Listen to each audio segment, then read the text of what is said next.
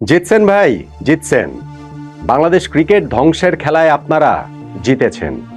এদেশের মানুষকে বোকা বানানোর খেলায় আপনারা জিতেছেন। টি-20 বিশ্বকাপে বাংলাদেশ খেলছে না, সিদ্ধান্ত হয়ে গেছে। এই সিদ্ধান্তের সুদূর প্রসারী প্রভাব কতটা বাংলাদেশ ক্রিকেটের উপরে, বাংলাদেশের উপরে, সেটা এই খেলার পেছনে যারা মাস্টার মাইন্ড তারা জানেন, খুব ভালো করে জানেন। সাধারণ মানুষ হয়তো এখনো সেটা জানেন না, বোঝেন না। সাধারণ মানুষের আবেগকে কাজে লাগিয়ে দেশপ্রেমের টোটকা তাদেরকে গিলিয়ে এই সিদ্ধান্তের পক্ষেও আপনারা জনসমর্থন পাচ্ছেন। বাংলাদেশ মাথা উঁচু রেখেছে, টি-20 বিশ্বকাপ আমরা খেলিনি, অতএব এটা বাংলাদেশেরই জয়, এমনটা গেলাচ্ছেন তো, হাততালিও পাচ্ছেন, সমকালের নায়কও হয়েছেন। কিন্তু ইতিহাস বড্ড নির্মম। ইতিহাস আবার এই জায়গাটাতে ফিরে আসবে, এই সময়টাতে ফিরে আসবে, এবং তখন বাংলাদেশ ক্রিকেট ধ্বংসের ষড়যন্ত্রকারী হিসাবে, খলনায়ক হিসাবে ইতিহাসের আস্তাকুরে আপনাদের অবস্থান হবে, যারা এর সঙ্গে প্রত্যক্ষ পরোক্ষভাবে সামনে এবং পেছনে ছিলেন। মানুষের বুঝে উঠতে একটু সময় লাগবে, শুধু ওই সময়টুকু অপেক্ষা। কিন্তু ভাই আপনারা জিতছেন, জিতছেন ভাই, জিতছেন। এই সময়টাতে তো অন্ততপক্ষে প্রথম রাউন্ডটাতে জিতে গেলেন। বাংলাদেশ টি-20 বিশ্বকাপে যে খেলছে না, এর প্রভাব কতটা, এইটা শুধুমাত্র টাকা পয়সা দিয়ে পরিমাপ করা যাবে না। টি-20 বিশ্বকাপে আমাদের যে পার্টিসিপেশন ফি, সেইটা দিয়ে পরিমাপ করা যাবে না। এর অনেক অনেক অনেক রকম প্রভাব রয়েছে।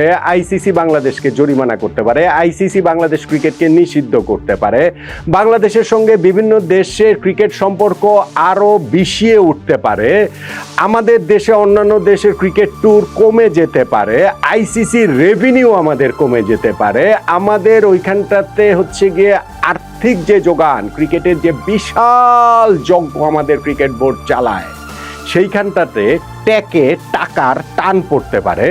আমাদের এই যে ডিভিশন ক্রিকেট, বয়সভিত্তিক ক্রিকেট, সারা দেশের জেলা ক্রিকেট, আরো অনেক রকম ক্রিকেটীয় কার্যক্রম, শুধুমাত্র তো ন্যাশনাল টিম না, সেই সব জায়গাটাতে অর্থাভাব দেখা দিতে পারে। ফলে ওভারঅল বাংলাদেশ ক্রিকেটটাই মুখ থুবড়ে যেতে পারে আইসিসির সঙ্গে বাংলাদেশের এই চূড়ান্ত রকম বিরোধপূর্ণ অবস্থায় গিয়ে, যখন আমরা টি-20 বিশ্বকাপটা খেললাম না তার প্রভাবে। কিন্তু ভাই আপনারা জিতছেন, কারণ আপনারা এটাই চেয়েছেন, আপনারা এই ক্রিকেটটাকেই ধ্বংস করে দিতে চেয়েছেন। এবং সেইটা শুধুমাত্র এই মুস্তাফিজুর রহমানের ইস্যুকে কেন্দ্র করে বাংলাদেশ টি-20 বিশ্বকাপে খেলতে যাবে কি যাবে না, এইখান থেকে শুরু হয়নি। এটা শুরু হয়েছে অনেক আগে থেকে। অনেক আগে থেকেই ফেসবুকে লেখালেখি হয় না, আপনারা দেখেন না যে বাংলাদেশ ক্রিকেট ধ্বংস হয়ে যাক, আমরা বাংলাদেশের ক্রিকেট দেখি না, বাংলাদেশের ক্রিকেট এখন আর ভাল লাগে না, মাঠে আমরা আর যাই না।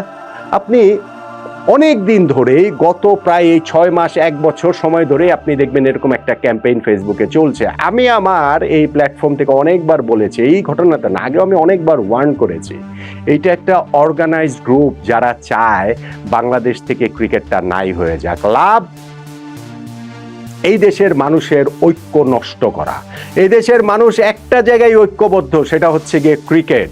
এইখানটাতে কোনো রাজনৈতিক বিভাজন নেই, এইখানটাতে কোনো সামাজিক অর্থনৈতিক বিভাজন নাই, এইখানটাতে কোনো রকম সাম্প্রদায়িক বিভাজন নাই।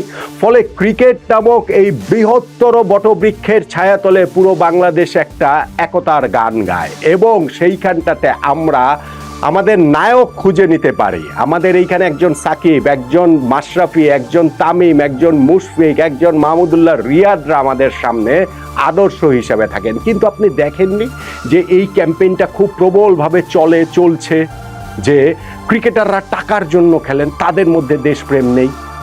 এবং এই যে জিনিসটা, পুরো জিনিসটা অনেক দিন ধরে চলছে। ক্রিকেটার, পুরো ক্রিকেট সিস্টেমটাকে আসলে ধ্বংস করে দেওয়ার জন্য, মানুষের মনের ভেতর থেকে তুলে নেওয়ার জন্য, মানুষের আবেগটাকে উস্কে দেওয়ার জন্য। এইবার তারা একটা সেই চূড়ান্ত সুযোগ পেয়েছে।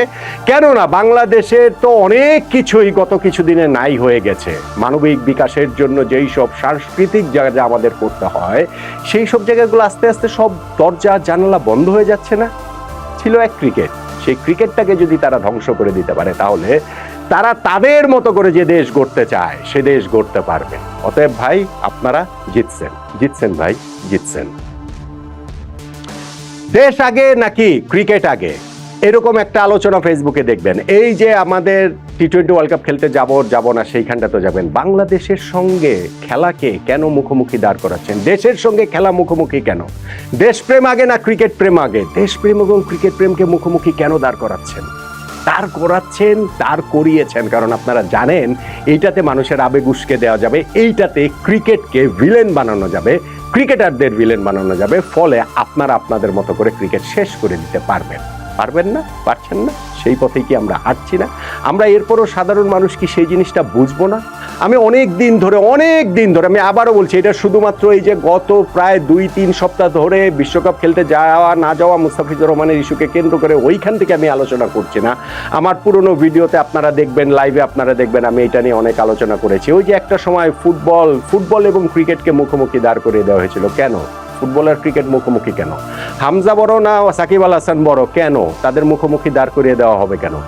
স্পোর্টিং পয়েন্ট অফ ভিউ থেকে সে আলোচনা হতেই পারে, বাংলাদেশে কোনটা জনপ্রিয় খেলা আলোচনা হতেই পারে, কিন্তু এর পেছনের উদ্দেশ্যগুলো ভালো না। পেছনের উদ্দেশ্যগুলো যে ভালো না, আমাদের ওই যুব ক্রীড়া মন্ত্রণালয়ের উপদেষ্টা ডক্টর আসিফ নজরুলের কথা শুনলে এমনি আপনার কাছে খুব ভালো মনে হবে। কিন্তু আমি একটা বিস্তারিত ভিডিওই করেছি যে যিনি আজকে থেকে আরো 6 মাস আগে গত বছরের 15 জুনই বলেছিলেন যে ফুটবল আমাদের লাইফলাইন আর ক্রিকেট হচ্ছে অন্য একটা দেশের হেজিমনি আমাদের উপরে চাপিয়ে দেওয়ার জন্য ক্রিকেটকে প্রাধান্য দিতে গিয়ে ফুটবলকে প্রায় মেরে ফেলেছি।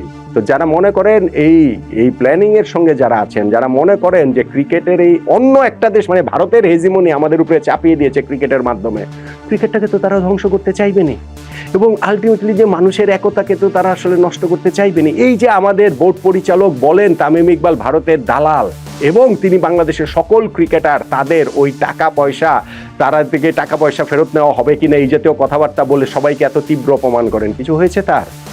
কিছু হবে তার? কিছুই হয়নি, কিছুই হবে না, কেননা তাদের ক্ষমতা অনেক বেশি, তাদের ক্ষমতা অনেক প্রবল। ফেসবুকে আপনারা এই যত বা সোশ্যাল মিডিয়াতে যেই সব প্রোপাগান্ডা দেখেন সেইটাই কি আসল পিকচার আমাদেরকে দেয়? I don't think so. আমি এখনো মনে করি বাংলাদেশের মানুষ ক্রিকেটটাকে ভালোবাসে, ক্রিকেটটাকে হৃদয় থেকে ধারণ করে। ওই যে প্রথমে একটা আস্থায় নেয় যে আমি ভালোবেসেই এই কথা বলছি যে ক্রিকেট টিম আমাদেরকে কোন সাফল্য এনে দিয়েছে, কোন সাফল্য এনে দিয়েছে মানে এই যে পুরো জাতির একটা একতা ধরে রেখেছে, সেই সাফল্য কি যথেষ্ট না? কোন ক্রিকেট টিম কয়টা বৈশ্বিক ইভেন্ট জিতেছে, কোন ফুটবল টিম কয়টা ওয়ার্ল্ড কাপ জিতেছে? তাহলে কি পৃথিবীর সব দেশে খেলাধুলা বন্ধ হয়ে যাবে যারা জিতেছে তারা বাদ দিয়ে? আপনারা বন্ধই করে দিতে চান। বন্ধ করে দিতে চান বলে এই জাতীয় হাওয়াই কথাবার্তা তুলে মানুষকে আসলে আপনারা উস্কে দেন এবং সেই কাজটাতে আপাতত এই পর্যন্ত গিয়ে আপনারা সফল। আমাদের যে ক্রিকেটাররা আমাদের হিরো, আমাদের ন্যাশনাল হিরো, তাদের কাছ থেকে আমরা ইন্সপিরেশন নেই আমাদের অন্যান্য সেক্টরের সবাই, কেননা ওই একটা জায়গাটাতে আমরা পৃথিবীর অন্যদের সঙ্গে টক্কর দিতে পারি।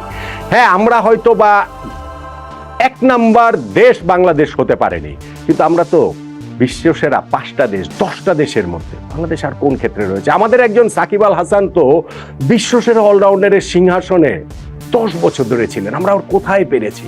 আমাদের একজন তামিম ইকবাল, আমাদের একজন মাশরাফি, আমাদের একজন মুশফিকুর রহিম, প্রত্যেকে এক একটা ইন্সপিরেশনের গল্প এবং সেই ইন্সপিরেশনটা আমাদের বাংলাদেশের সব ক্ষেত্রে সবাই তাদের কাছ থেকে সেই ইন্সপিরেশনটা নেয়। এখন সেই ক্রিকেটার যদি ধ্বংস হয়ে যায় তাহলে সেই ইন্সপিরেশনের জায়গা আমরা কোথায় পাবো? কিন্তু ভাই আপনারা জিতছেন ভাই, কারণ আপনারা এটা ধ্বংসই করে দিতে চাইছেন, কেননা এই বাংলাদেশ তো আর আপনারা চান না। আপনারা যেই বাংলাদেশ চান সেই বাংলাদেশে এই জাতীয় ঐক্যের কোনো সুযোগ নাই, কোনো জায়গা নাই। জাতীয় ঐক্যের যে জায়গা ক্রিকেট, সেই ক্রিকেটটাই ধ্বংস করে দিতে চান এবং সেইখানটাতে আপনারা জিতছেন। প্রথম রাউন্ডটাতে অন্তত আপনারা জিতে গেলেন।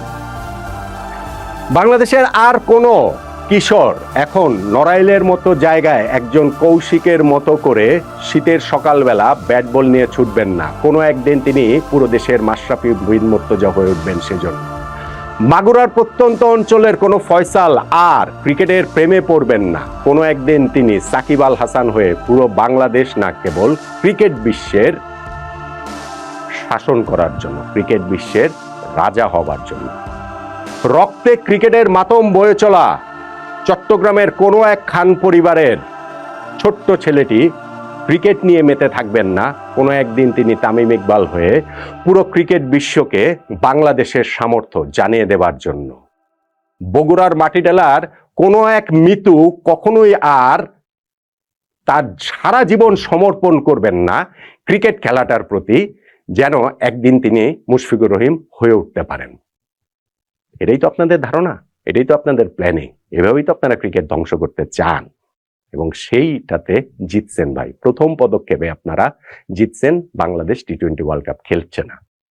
কিন্তু ওই যে মায়েস্ট্রো, মহান লেখক এদুয়ার্দো গ্যালিয়ানির একটা কথা আছে না, ইতিহাস কখনো বিদায় বলে না, বলে আবার দেখা হবে।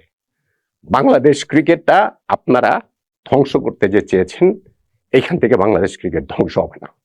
বাংলাদেশ ক্রিকেট এইখান থেকে আবারও ঘুরে দাঁড়াবে, আবারও বাংলাদেশ ক্রিকেট এই জাতীয় ঐক্যের কথা বলবে। এই ছাইবর্ষ থেকে আবারও সাকিব, তামিম, মাশরাফি, মুশফিক, রিয়াদরা চলে আসবেন, সারা বাংলাদেশ আবারও ক্রিকেটের জয়গান গাইবে। সেই দিনের অপেক্ষায় আমরা সবাই আছি, থাকবো।